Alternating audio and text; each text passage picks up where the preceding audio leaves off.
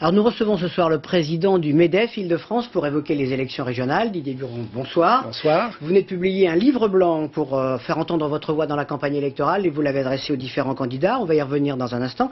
Mais d'abord, à propos de ces contrats de mission, est-ce que, c'est la crainte, ça ne va pas aboutir finalement à la mort du CDI et à une précarisation généralisée ?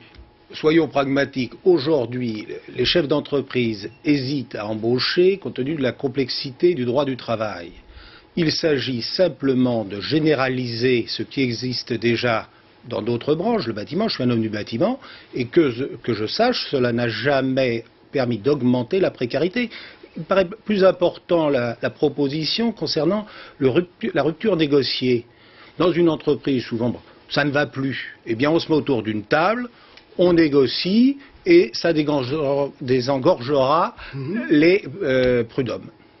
Alors on vous retrouve dans un instant, le temps de regarder un reportage sur les vœux qu'a présenté ce matin Jean-François Copé, et cela au moment où un sondage de l'IFOP publié par le journal Le Parisien montre qu'il serait devancé par le candidat UDF André Santini, et c'était bien sûr le sujet central des discussions ce matin.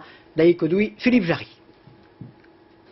C'est en tant que membre du gouvernement que Jean-François Copé souhaitait ses vœux. Officiellement, il ne peut donc pas parler des régionales, mais autour du buffet, tout le monde ne parlait que de cela. Sujet du jour, le sondage commandé par l'UDF qui donne Santini devant Copé au premier tour. Il paraît qu'il y en a un autre. Mais je sais ce que vous avez... Oui, pire. Pire pour qui? Je m'adresse à vous. Ah ben non. Ah bon? Alors on ne va pas parler du même. Moi personnellement, je pense que quand on a besoin de sondage pour s'assurer qu'on est vraiment volontaire, c'est que ça suffit pas. Moi, pour ce qui me concerne, c'est la volonté qui me détermine et c'est beaucoup plus important que tout le reste. Autre bonne nouvelle, son apparition dans les guignols de Canal+. Depuis quelques jours, Copé a sa marionnette, celle du premier de la classe, qui faillote à mort. Ça fait partie de la vie démocratique, ça fait rigoler les Français de manière générale, je crois, souvent. Et on va dire que par rapport à ça, c'est bien de rigoler. C'est pas super flatteur quand même. Mais je ne connais pas, très honnêtement, je ne connais pas de marionnettes, d'hommes politiques qui se sentent flattés par leurs marionnettes. Ça fait partie de la vie, voilà. Hier soir, il a donc tenu un discours mobilisateur devant son équipe de campagne réunie pour une galette des rois. Je crois que grâce à vous, nous avons un projet extraordinaire. Alors le tout maintenant, ça va être de savoir le vendre. Une vente qui devrait commencer bientôt. Copé dévoilera son programme d'ici la fin du mois de janvier.